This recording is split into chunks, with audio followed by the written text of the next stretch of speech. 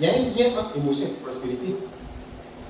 Vous voyez, il y a un lien entre émotion et prospérité. Si on est des gens, on ne sait pas gérer nos émotions. Par exemple, quelqu'un, tu te mets vite en colère. Et ça, c'est les chrétiens qui sont les champions de ça. Nous qui devons même dépasser le développement personnel. C'est maintenant à nous que le développement personnel vont venir nous enseigner. Parce qu'on ne sait rien contrôler. On est dans des débats. C'est-à-dire que les choses qui... Vous le verrez, on va peut-être dire quelques paroles fortes. Quand quelqu'un, l'émotion veut dire que quelque chose t'a touché, ça met en lien quelque chose qui t'a affecté. Si par exemple tu es en colère, certainement quelque chose s'est passé qui t'a dérangé et qui suscite ta colère. Ça peut, hein, selon la philosophe en question qui a écrit sur qu'est-ce que bien vivre là, ça veut dire que quelque part il y a un lien entre la prospérité et puis des émotions. Enfin, je donne un exemple, pas un exemple qu'elle a donné, mais il y a des choses qui vous mettent tellement en colère, mais une colère positive, vous voyez un peu. Tu vois par exemple des enfants atteints du sida. Moi je n'ai pas la même réaction que toi vis-à-vis de ces enfants. Leur tragédie peut te mettre dans un certain état, tu vois, qui va finalement t'indiquer peut-être que ta vision est quelque part là-bas, ou bien que tu as quelque chose à faire là. Vous voyez? Et puis aussi, on peut être en colère à cause d'une injustice à la nation.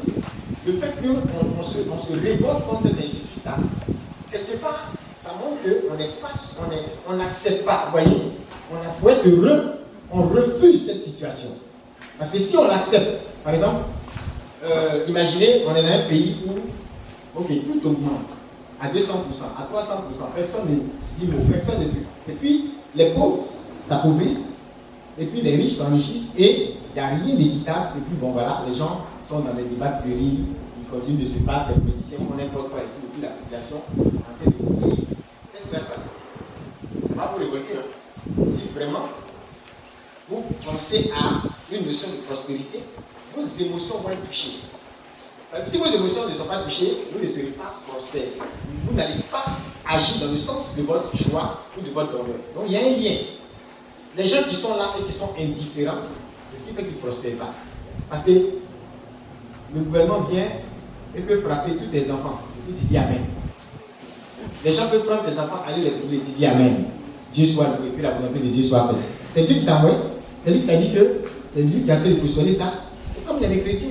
Le diable marche dessus. Et puis il dit Seigneur, pourquoi tu me fais ça? Je t'ai fait quoi? Je t'ai fait quoi? Je savais même que tu ne m'aimais pas.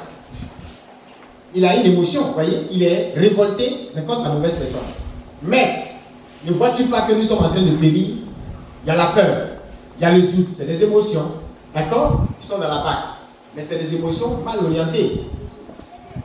C'est pour ça que cette philosophe-là parlait qu'on doit éduquer nos émotions si on veut être prospère. Vous voyez?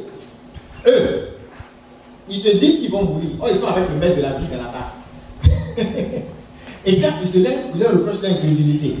Et ils s'attendaient à plus de foi. Au lieu de l'incrédulité, ils s'attendaient de la part de ses disciples à plus de foi. Vous comprenez? Aujourd'hui, ce n'est pas étonnant que dans l'histoire de beaucoup de saints, il y a des épisodes de multiplication de pain. Est-ce que vous savez ça? Multiplication de pain, c'est arrivé plusieurs fois dans l'histoire, dans la vie de plusieurs grands saints. Plusieurs fois. Le même épisode. On vous dit par exemple, Saint Dominique est à table avec ses gens, et puis ils n'ont rien à manger. Quelqu'un tape à la porte, le temps d'aller voir, il y a des sacs de pain qui sont là. Parfois c'est un jeune homme qui envoie, le temps ils vont se retourner, le jeune homme n'est plus là. Les anges sont en opération.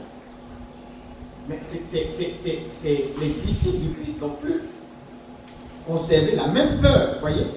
Parce qu'ils savent que on peut éduquer notre émotion. Et notre foi peut éduquer nos émotions. À ne plus avoir peur, à transformer cette peur-là plutôt en foi. Voyez, nous, on ne parle pas des pensées positives. D'accord?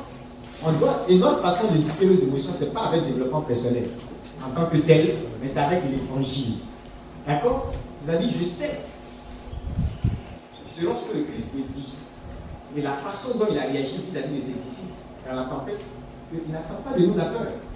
Et il attend de nous la foi, l'audace, le courage, simplement parce qu'il est là. Est-ce que sa présence a disparu? Non. Il sera avec nous tous les jours, jusqu'à la fin des temps. Tant qu'il est là, il est encore là avec moi dans la barque. Donc je dois réagir avec audace. Et à force d'être enseigné, on peut éduquer nos émotions. Moi, il y a des versets qui peuvent m'empêcher d'avoir peur du sorcier. Plus qu'une pensée positive que quelqu'un te dirait, tu vois, quelqu'un va te dire quoi? Pour répéter 7 fois, je réussirai. Ça n'empêche pas le sorcier aussi de te maudire sur un hôtel satanique. Pendant que ça te répète, je réussirai, je réussirai, je réussirai, succès, tu viens à moi, succès, tu viens à moi. Quand tu dis ça au nom de qui même? Et sur la base de quoi? Le gars qui est sur un hôtel satanique, tu vois, il a une autorité, il commande une entité satanique pour te maudire. Ce que toi tu dis là, succès vient à moi, c'est basé sur quoi? Sur qui? Sur quelle autorité? Quelle est l'autorité spirituelle derrière?